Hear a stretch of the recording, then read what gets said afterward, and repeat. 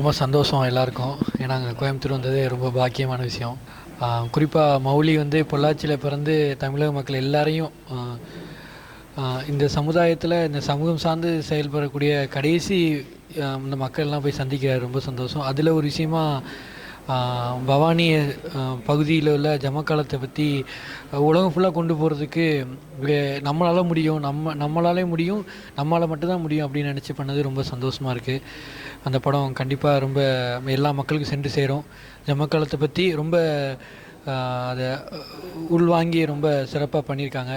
அந்த படத்தில் ரொம்ப நிறையா விஷயங்கள் சொன்னது ரொம்ப அருமையாக இருக்குது. ரொம்ப மகிழ்ச்சி. நன்றி. அடுத்தபடியாக சென்னையிலிருந்து வந்திருக்க நம்ம ஓவியர் முரளி, எப்படி நீங்கள் பரதேசி கட்டைகளோட அனுபவங்கள் ப்ளஸ் நம்ம சந்தோஷ் மௌலியோட நீங்கள் பயணிக்க அந்த இதெல்லாம் சொல்லுங்கள். எல்லாருக்கும் வணக்கம். நான் வந்து இதில் ஸ்டேஜ்லேயே சொல்லணும்னு நினச்சேன், அது வந்து அந்த வாய்ப்பு கிடைக்கல. என்னென்னா அந்த பரதேசி கட்டைகள் அப்படிங்கிற அந்த ஆவணப்படம் வந்து ரொம்ப முக்கியமான படம். ஏன் அப்படின்னா இது வந்து மூசா ரகுநாதன் ஒருத்தர் இருக்கார். அவர் வந்து பஞ்சமும் பசியும் அப்படின்னு சொல்லிட்டு பஞ்சும் பசியும் அப்படின்னு சொல்லிட்டு ஒரு நாவல் எழுதியிருக்காரு. ரொம்ப முக்கியமான நாவல் அது. ஏன் அப்படின்னா இந்த நாவல் வந்து இந்த ஆவணப்படத்தை தழுவி தான் இருக்கும். எப்படின்னா அதேமாரி சுதந்திரம் அடைஞ்ச பிறகு அந்த நாவல் வந்து 1950 வந்தது. அப்போ என்னென்னா சுதந்திரம் அடைஞ்ச பிறகு மக்கள் உண்மையாகவே சுதந்திரமாக இருந்தாங்கன்னா கிடையாது. அப்போ வந்து இந்த கைத்தறி நெசவாளர்களுடைய வாழ்வாதாரம் எவ்வளோ மோசமாக இருந்தது, மக்களை வந்து இந்த கார்ப்பரேட் நிறுவனங்கள் வந்து எவ்வளோ மோசமாக வந்து நடத்துனுச்சு அப்படிங்கிறத வந்து அந்த நாவல் வந்து ரொம்ப முக்கியமாக பதிவு பண்ணியிருக்கோம். 1950 வந்த நாவல். அதை வந்து அப்படியே வந்து என்ன பண்ணியிருக்கு அப்படின்னா இந்த நாவல் வந்து இந்த குறும்படம் வந்து பிரதிபலிச்சிருக்கு.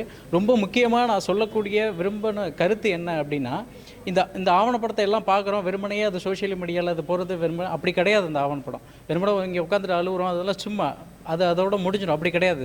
இதை வந்து எப்படி மேலே அடுத்து எப்படி கொண்டு போகணும் அப்படின்னா இதை வந்து 2 வழியில் வந்து நம்ம ஒன்று யோசிக்கணும். ஒன்று, இன்றைக்கி வந்து அமேசானும் ஃப்ளிப்கார்ட்டு இப்படின்னு 2 சமூக வலைதளங்கள் இருக்கிறப்ப மாணவர்களாகிய நாம் என்ன பண்ணோன்னா அதை வந்து அதில் வந்து எப்படி அதை கொண்டு வந்து நம்ம வந்து மார்க்கெட் பண்ணுறோம் அப்படிங்கிறது வந்து ரொம்ப முக்கியம்.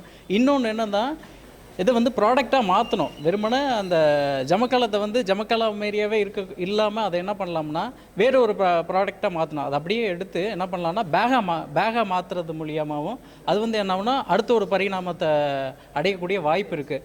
அது மட்டும் இல்லாமல் இந்த சமூக சூழலில் என்ன பண்ணுன்னா ஒரு கல்யாணம், காது குத்து, எல்லா சுப நிகழ்ச்சிகள் நடக்குது அப்படின்னா அதை கட்டாயம் ஆக்கணும். நம்ம இங்கே வந்து இப்போ ஒரு விசேஷத்துக்கு போகிறோம் அப்படின்னா இதை வந்து நீங்கள் வந்து கைத்தறியில் நெசவு செஞ்ச ஒரு இதை வந்து கட்டாயம் நீங்கள் கொடுக்கணும். அது வந்து ஒரு இது கொண்டு வந்தால் நம்ம வந்து இது கம்பல்சரி எல்லாருமே வாங்குவாங்க.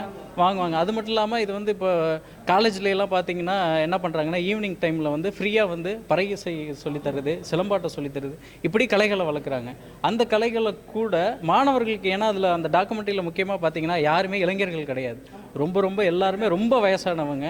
இதை வந்து மாணவர்கள்ட்ட கொண்டு போகணும். நீங்கள் இங்கே உள்ளவங்கள்ட்ட சொல்கிறீங்க, ரைட்டு, மாணவர்கள் இருக்காங்க, மாணவர்களுக்கு ஈவினிங் கல்லூரி அந்த நடக்கிறப்ப இந்த கலைகளை சொல்லிக் கொடுக்குற மாரியாவே நெசவு தொழில் இந்த கலையையும் சொல்லிக் கொடுக்கணுங்க. சொல்லிக் கொடுத்தீங்கன்னா இது மேலும் மேலும் வளர்ச்சி அடையும்.